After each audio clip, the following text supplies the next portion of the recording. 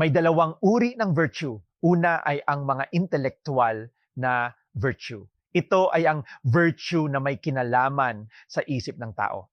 Tinatawag din itong gawi ng kaalaman o habit of knowledge. May 5 uri ang intellectual na virtue. Una ang pag-unawa o understanding. Ang pag-unawa ang pinakapangunahin sa lahat ng virtue na nakapagpapaunlad ng isip. Ito ay nasa buod ng lahat ng ating pag-iisip. Kung hindi ginagabayan ng pag-unawa ang ating pagsisikap na matuto, walang saysay ang ating isip. Ito ang dahilan kung bakit ibinigay ito sa atin bilang biyaya na taglay natin habang tayo ay unti-unting nagkakaisip. Ang pag-unawa ay kasing kahulugan ng isip. Tinatawag ito ni Santo Tomas de Aquino na gawi ng unang prinsipyo o habit of first principles. Halimbawa, si Ginang Asis ay isang veteranong guro sa sekundarya na sanay sa tradisyonal na paraan ng pagtuturo gamit ang pisara at aklat. Gayunpaman, napansin niya na nagbabago na ang paraan ng pagkatuto ng kanyang mga estudyante lalo na sa paggamit ng teknolohiya. Upang mapabuti ang kanyang pag-unawa sa modernong pamamaraan ng pagtuturo, nagsagawa siya ng ilang hakbang. Una ang pag-aaral ng digital tools.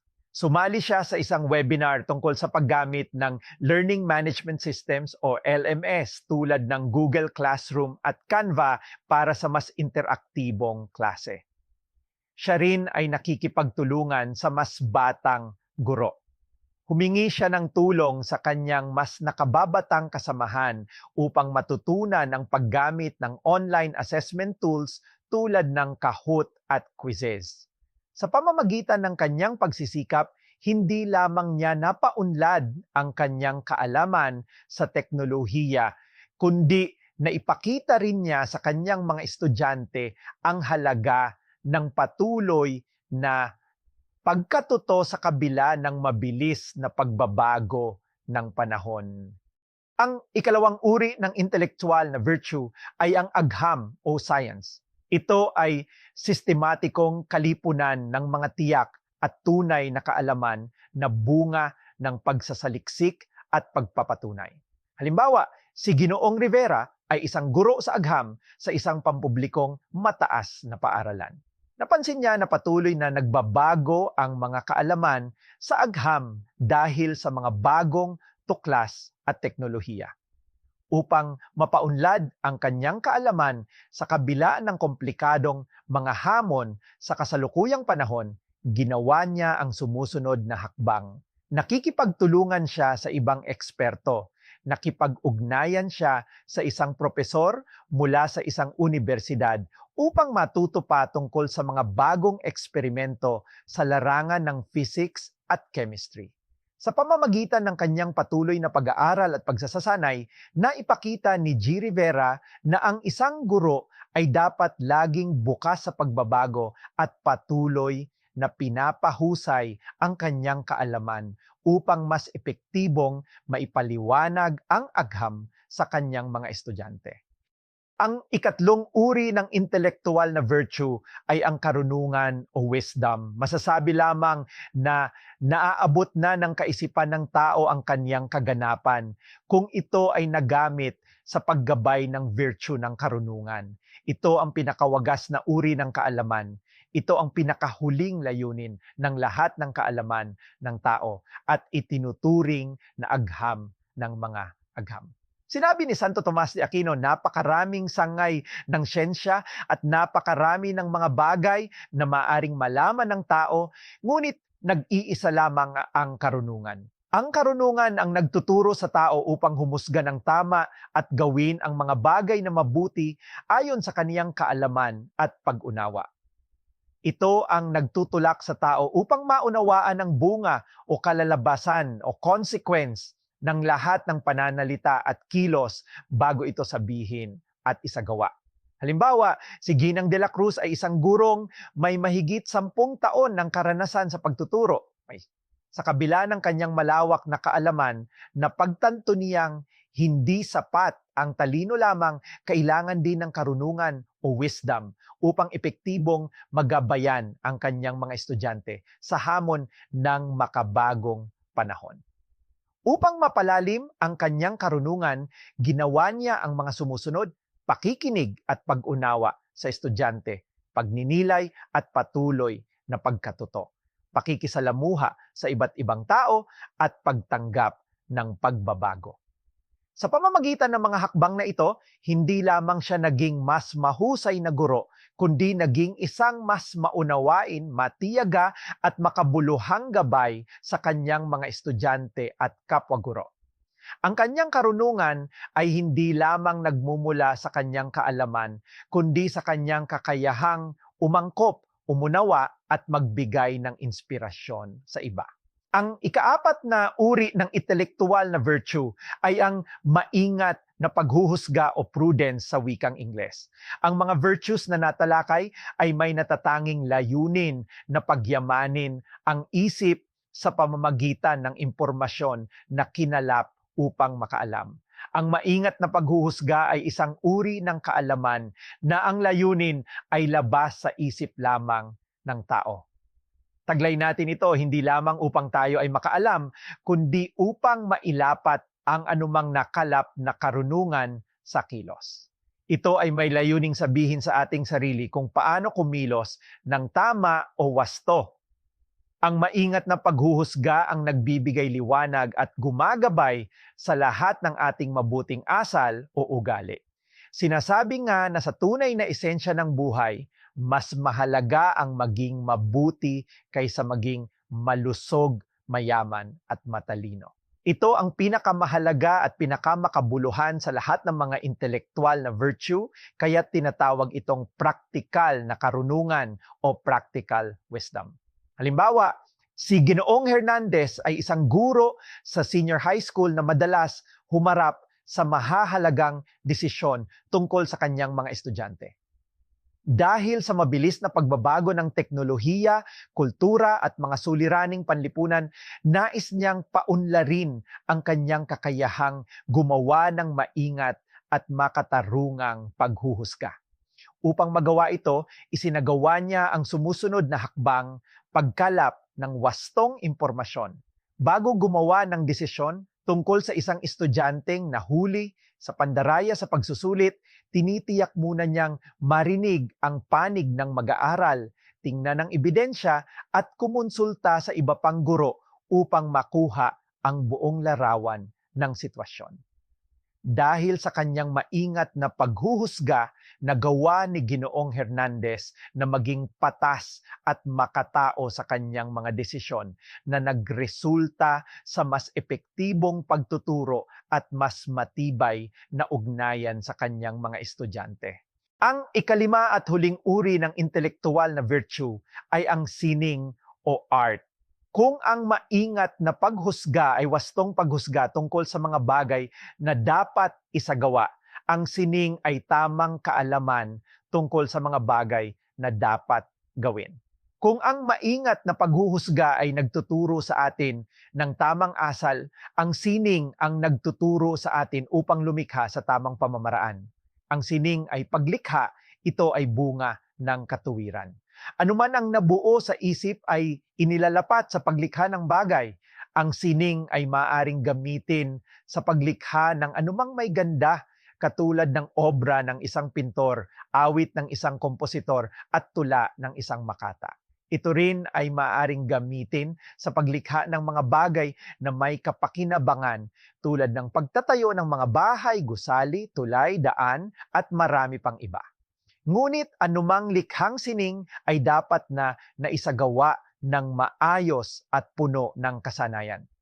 Palaging binibigyang diin ni Santo Tomas de Aquino na ang isang artista ay hindi pupurihin dahil sa panahon at pawis na kaniyang inilapat sa kaniyang gawa, kundi sa kalidad ng bunga ng kaniyang pagsisikap. Halimbawa, si Binibining Ramos ay isang guro ng sining sa junior high school. Napansin niyang maraming pagbabago sa mundo ng sining dahil sa digital art, AI-generated artwork, at makabagong pamamaraan ng pagpapahayag ng sining sa social media. Upang mapanatili ang kanyang husay bilang guro, nagsagawa siya ng mga sumusunod na hakbang upang mapalawak ang kanyang kaalaman sa sining and pag-aaral ng digital art at makabagong teknik, pagtangkilik ng tradisyonal at modernong sining, at pakikilahok sa art exhibits at workshops. Dahil sa kanyang dedikasyon na ipakita ni Binibining Ramos sa kanyang mga estudyante na ang sining ay hindi lang isang lumang konsepto, kundi isang patuloy na umuunlad na paraan ng pagpapahayag anuman ang hamon ng makabagong panahon. Ang ikalawang uri ng virtue ay ang moral na virtue. Ang mga moral na virtue ay may kinalaman sa pag-uugali ng tao. Tumutukoy ito sa mga gawin na nagpapabuti sa tao. Ito rin ay ang mga gawin na nagtuturo sa atin na iayon na ang ating ugali sa tamang katuwiran. Ang lahat ng mga moral na virtue ay may kaugnayan sa kilos loob. May apat na uri ang moral na virtue. Una, ang katarungan o justice. Upang magkaroon ng tunay na kabuluhan ang isang kilos, ito ay nararapat na nagmula sa kilos loob o may pahintulot nito. Ang isang kilos ay maaari lamang purihin o sisihin kung ito ay naisagawa ng malaya. Ang katarungan ay isang virtue na gumagamit ng kilos loob upang ibigay sa tao ang nararapat lamang para sa kanya. Sino man o anuman ang kaniyang katayuan sa lipunan. Ang lahat ng tao ay mayroong mga karapatan na nararapat igalang. Ang katarungan ang nagtuturo sa atin upang igalang at hindi kailanman lumabag sa mga karapatan. May kaugnayan ito sa ating tungkulin sa Diyos, sa ating sarili at sa ating kapwa. Halimbawa, si Ginang Morales ay isang gurong naniniwala na ang bawat estudyante ay may pantay na karapatan sa edukasyon. Sa kabila ng iba't ibang hamon sa kasalukuyang panahon, kabilang ang diskriminasyon, kakulangan sa kagamitan, at hindi pantay na oportunidad, nagsasagawa siya ng mga hakbang upang mapalawak ang katarungan sa kanyang klase at paaralan. Sinisigurado niyang lahat ng estudyante, anuman ang kanilang pinagmulan o antas ng kasanayan, ay may pantay na pagkakataong makilahok sa mga gawain sa klase. Halimbawa, kapag may proyekto, binibigyan niya ng alternatibong paraan ng pagpapasa para sa mga estudyanteng walang access sa internet o gadgets. Dahil sa kanyang pagsisikap, naramdaman ng kanyang mga estudyante ang isang ligtas at makatarungang kapaligiran sa paaralan. Natutunan nilang ipaglaban ang tama, igalang ang iba, at maging makatarungan sa kanilang sariling mga desisyon.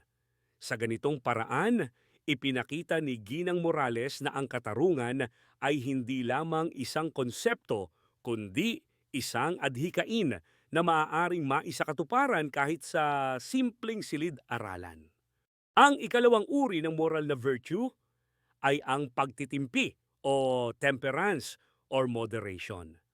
Nabubuhay ang tao sa isang mapanuksong mundo. Maraming inihahain ang mundo sa ating harapan na maaaring maging dahilan upang magtalo ang ating pagnanasa at katuwiran. Ito ang kakayahan ng tao na pigilan o kontrolin ang sarili sa harap ng mga tukso, emosyon o matinding pagnanasa. Ito ay tumutukoy sa pagiging mahinahon at may balanse sa pagdedesisyon at pagkilos. Sa mas malalim na diwa, ang pagtitimpi ay hindi lamang tungkol sa pag-iwas sa labis na kasiyahan o pagnanasa, kundi pati na rin sa pagiging disiplinado sa pagharap sa mga pagsubok at hamon sa buhay. Halimbawa, si Binibining Lopez ay isang guro sa elementarya na araw-araw ay humaharap sa iba't ibang uri ng hamon, mga estudyanteng may iba't ibang ugali, tambak na gawain, mahigpit na deadline, at mga pagbabago sa polisiya ng paaralan.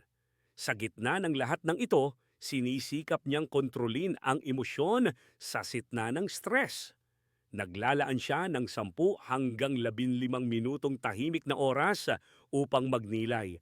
Dito niya sinusuri ang kanyang mga reaksyon sa mga sitwasyong nangyari sa buong araw at iniisip kung paano pa niya mapapabuti ang kanyang sarili. Dahil sa kanyang disiplina at pagpipigil sa sarili, nagkaroon ng maayos at positibong atmosphere sa kanyang klase. Natuto ang kanyang mga estudyante na huwag agad magpadala sa galit at nakita rin ng kanyang mga kapwa-guro ang magandang halimbawa ng isang edukador na marunong humawak ng emosyon sa kabila ng pressure. Sa ganitong paraan, pinatutunayan ni Binibining Lopez na ang pagtitimpi ay isang mahalagang virtue na hindi lamang nakatutulong sa kanyang personal na kapakanan, kundi nagsisilbing gabay para sa iba sa panahong puno ng kaguluhan at pagbabago. Ang ikatlong uri ng moral na virtue ay ang katatagan o fortitude sa wikang Ingles. Ang buhay sa mundo ay puno ng mga suliranin at pagsubok. Kung minsan sa tindi ng ating mga pinagdaraanan, nanghihina na ang ating loob at nawawalan tayo ng pag-asa. Kung kaya, mahalagang taglay natin ang virtue na maglalayo sa atin sa ganitong damdamin, ang virtue ng katatagan. Ito ay ang virtue na nagpapatatag at nagpapatibay sa tao na harapin ang anumang pagsubok o panganib. Ginagamit ito ng tao ang pagpapahalagan ay obheto ng ating intensyonal na damdamin. Mauunawaan natin ang pagpapahalaga sa pamamagitan ng pagdama dito bilang sandata sa pagharap sa pagsubok o panganib sa buhay. Ito rin ang virtue na nagtuturo sa ating paninindigan ang pag-iwas sa mga tuksong ating kinakaharap sa araw-araw. Nagsisilbi itong pananggalang ng tao upang iwasan ang mga tuksong ito. Halimbawa, si Sir Gloria ay isang guro sa junior high school na humaharap sa maraming hamon, online at face-to-face classes na salit-salitan, kakulangan sa kagamitan ng paaralan, emosyonal na suliranin ng mga estudyante, at sariling pagod at stress sa trabaho. Sa kabila ng lahat ng ito, sinisikap niyang yakapin ang mga pagbabago. Sa halip na panghinaan ng loob sa biglaang shift mula sa tradisyonal na pagtuturo patungo sa blended learning, nag-aral si Sir Gloria ng mga bagong teknolohiya at teaching strategies. Nagtanong siya sa mas nakababatang guro, nagbasa online at sumali sa mga training upang maging handa sa bagong sistema. Dahil sa kanyang matatag na pananaw at positibong disposisyon, naging inspirasyon si Sir Gloria hindi lamang sa kanyang mga estudyante, kundi maging sa kanyang mga kasamahan. Natutunan ng kanyang mga estudyante na huwag sumuko agad sa hirap at nakita nila sa kanya ang halimbawa ng isang taong marunong bumangon, magbago at lumaban sa gitna ng pagsubok. Sa panahong puno ng komplikasyon at pagbabago, pinatutunayan ni Sir Gloria na ang katatagan ay hindi lamang kakayahang tiisin ang hirap, kundi ang lakas ng loob na magpatuloy, matuto at magtagumpay. Ang ikaapat at huling uri ng moral na virtue ay ang maingat na paghuhusga o prudence. Ito ang tinuturing na ina ng mga virtue sapagkat ang pagsasabuhay ng ibang mga virtues ay dumadaan sa maingat na paghuhusga. Ang virtue na ito ay parehong intelektual at moral na virtue. Halimbawa, si Ma'am Castillo ay isang guro sa senior high school na madalas nakakaharap ng mga sensitibong issue sa kanyang klase. Kabilang na ang mental health ng mga estudyante, cheating, family problems, at iba pang usaping personal at panlipunan. Sa gitna ng mga ito, inalam niya muna ang konteksto ng sitwasyon bago siya gumawa ng desisyon sa isang insidente ng cheating. Hindi agad siya nagpapataw ng parusa. Pinakikinggan muna niya ang panig ng estudyante, kinakausap ang subject teacher at tinitingnan kung may personal na pinagdaraanan ang bata. Alam niyang mahalagang maunawaan ang kabuuan bago humusga Dahil sa maingat na paraan ng kanyang pagdedesisyon, napapanatili ni Ma'am Castillo ang tiwala ng kanyang mga estudyante at kasamahan. Ang kanyang klase ay nagiging ligtas at makataong espasyo kung saan ang bawat estudyante ay nakikita, napakikinggan at nabibigyan ng patas na pagkakataon. Sa isang mundong puno ng mabilis na pagbabago at mahirap na sitwasyon, pinapatunayan ni Ma'am Castillo na ang maingat na paghuhusga ay mahalagang kasangkapan ng isang guro upang maging makatao, patas at epektibong tagapagturo. Ang mga virtues ay nagpapalago sa ating pagkatao at tumutulong upang maging mas mabuting tao. Ang pagkilala at pagpapahalaga sa mga virtues tulad ng kabutihang loob, katatagan, katarungan at pagtitimpi ay nagsisilbing gabay sa ating mga desisyon, aksyon at ugnayan sa ibang tao. Sa bawat hakbang na ginagawa natin upang paunlarin ang mga virtues sa ating buhay, natututo tayong maging mas responsableng miyembro ng lipunan, mas maunawain sa ating kapwa, at mas may malasakit sa mga pangangailangan ng iba.